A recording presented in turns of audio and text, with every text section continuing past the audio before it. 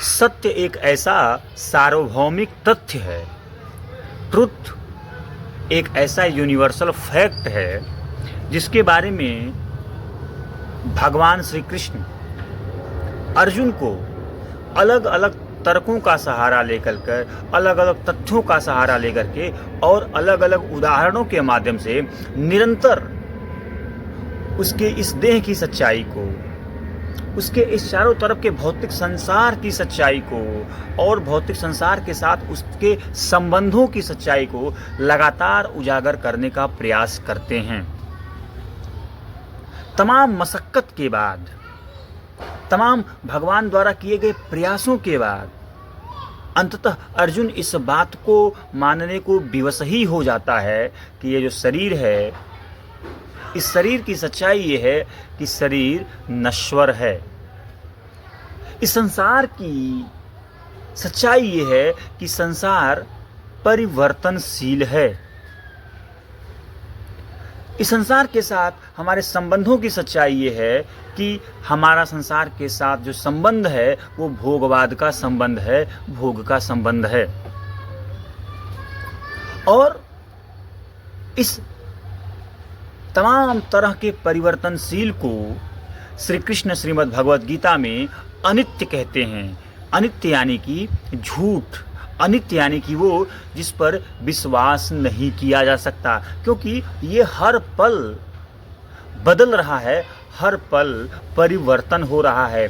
और जो कुछ भी हर पल परिवर्तन हो जाता है, हर पल बदल जाता है, उसे ही असत्य कहा जाता है, उसे ही झूठ कहा जाता है, उसे ही मिथ्या कहा जाता है। और हम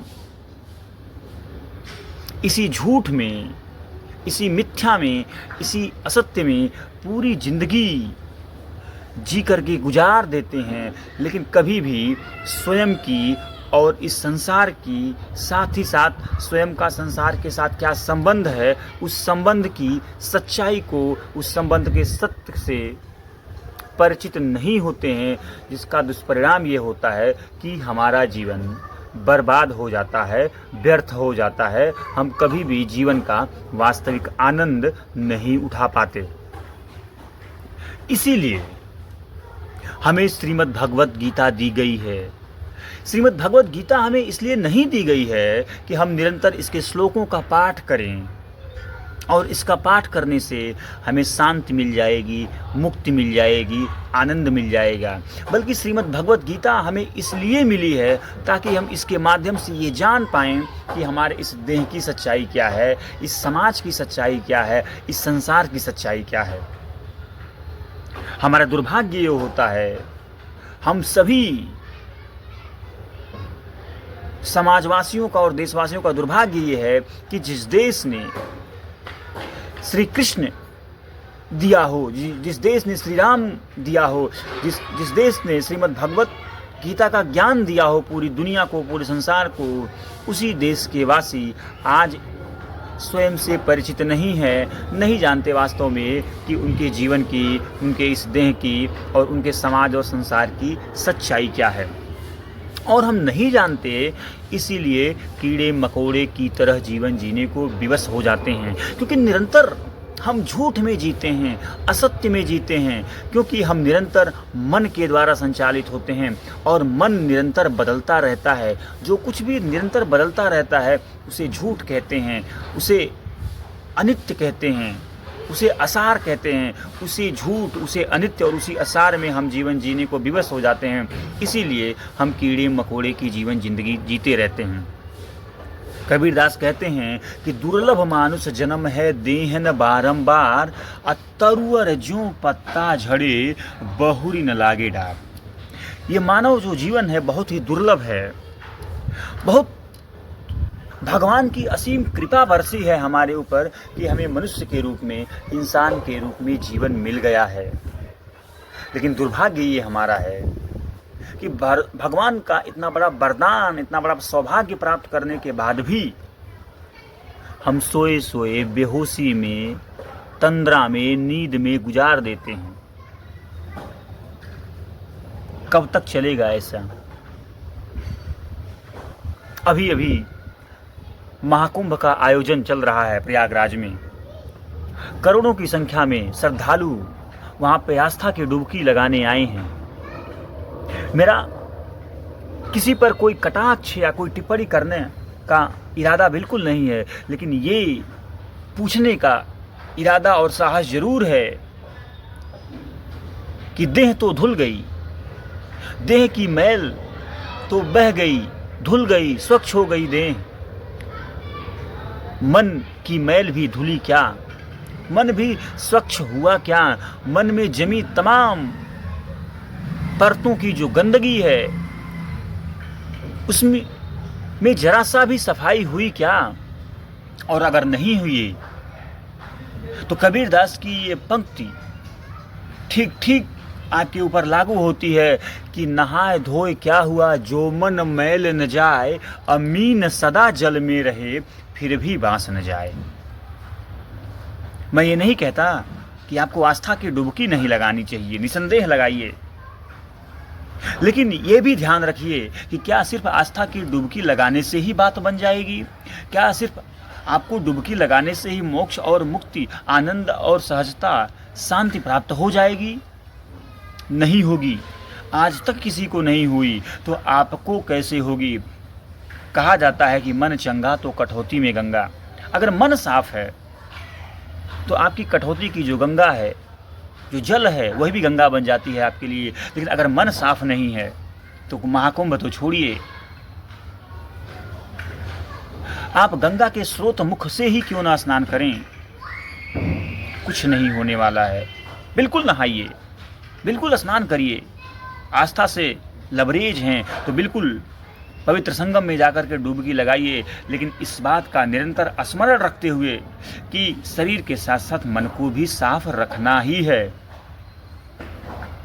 मन ही सब कुछ है, और जिस दिन आपका मन साफ हो गया, जिस दिन आप मन की सच्चाई को जान गए, मन के यथार्थ को समझ करके जिंदगी में जीना शुरू कर दिए सही मायने में, उसी दिन से आपके जीवन की शुरुआत होती है। नहीं तो आप जीवन तो जी ही रहे हैं, लेकिन उस जीवन में कोई रस नहीं, कोई गरिमा नहीं, कोई आनंद नहीं, कोई जीवन ऊर्जा नहीं। और जहाँ जीवन ऊर्जा नहीं है वहाँ जीवन मुक्त की बात तो बहुत दूर ही फूट जाती है। दुर्भाग्य है हमारा कि हम श्री कृष्ण की बताई गई राह पे नहीं चल पाते, क्योंकि हम इतने नपुंसक और कायर लोग हैं कि हमारे भीतर सत्य की राह पर बढ़ने में, सत्य की राह पर चलने का सामर्थ्य नहीं है।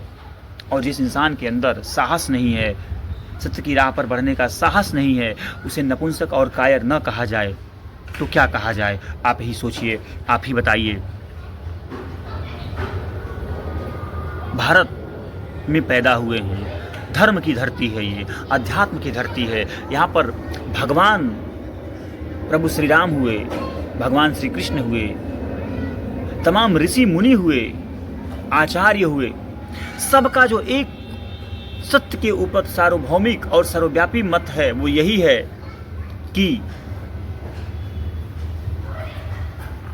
जो कुछ भी बदल रहा है उस पर विश्वास मत करिए, वो बदल जाएगा। उसका बदलाव ही इस बात का प्रमाण है कि वह अनित्य है, वह झूठ है। आपकी ज़िंदगी की राह में जो सबसे बड़ी बाधा है वो यही है कि आप नहीं जान पाते कि इस देह की सच्चाई क्या है। श्रीमद् भगवत गीता में भगवान श्री कृष्ण कहते हैं कि यह देह प्रकृति की देन है, प्रकृति से उठी है और प्रकृति में मिट जाएगी। और देह के भीतर एक छोटा सा मन है, वह भी प्रकृति ही है। तो प्रकृति मान करके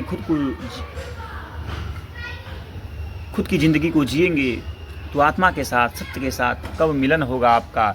और सत्य से और आत्मा से अगर आप परिचित नहीं हैं तो मन के सहारे जीवन का उद्धार तो होने वाला नहीं है, आज तक किसी का नहीं हुआ। तो आपका क्या होगा?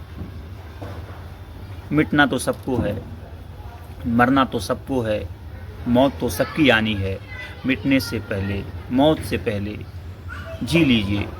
जीने के लिए ये जानना जरूरी है कि क्या है जिस पर भरोसा करें, क्या है जिसको त्याग दें, क्या है जिसे स्वीकार करें, क्या है जिसे दरकिनार कर दें अपने जीवन से, अपने मन से, अपने हृदय से। सत्य को धारण करिए, असत्य से परहेज करिए, दूरी बनाइए।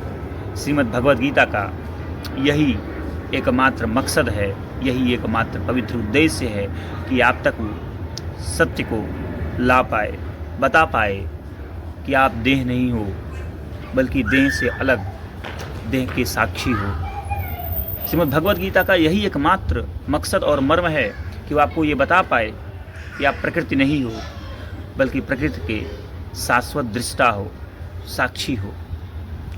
साक्षी बनिए, दृष्टा बनिए, देह में जीना छोड़िए, देह भाव में जीना छोड़िए। देह से जो बेवजह की आसक्ति बना लिए हैं, इतना मोह पैदा कर लिए हैं देह के प्रति, उससे धीरे धीरे ही सही मोह का त्याग करिए। इसी में आपके जीवन की भलाई है और इसी में समाज और संसार की भलाई है।